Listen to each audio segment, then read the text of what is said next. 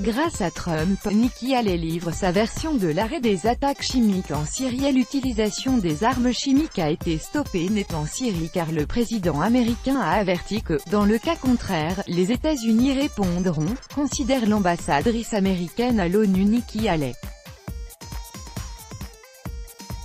Les armes chimiques ne sont plus utilisées en Syrie grâce aux menaces lancées par Donald Trump qui avait averti Damas d'une riposte, selon la représentante permanente des États-Unis à l'ONU Nikki Haley.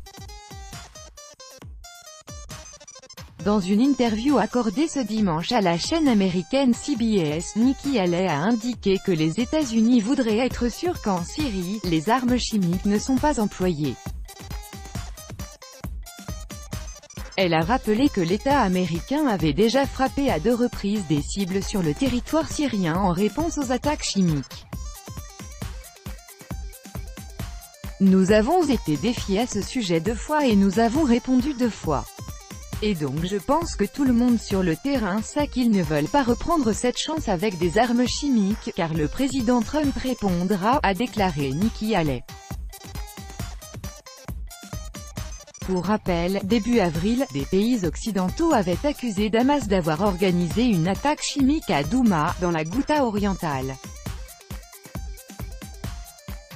Moscou avait démenti les informations concernant une prétendue bombe au chlore qui aurait été larguée par les militaires syriens.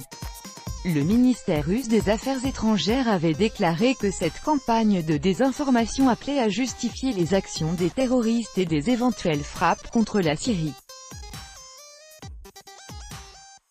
Celles-ci n'ont pas tardé. Le 14 avril, les États-Unis, le Royaume-Uni et la France ont tiré des missiles contre des sites gouvernementaux syriens où, selon eux, étaient fabriquées des armes chimiques. Le président Vladimir Poutine a qualifié ces frappes d'actes d'agression contre un État souverain.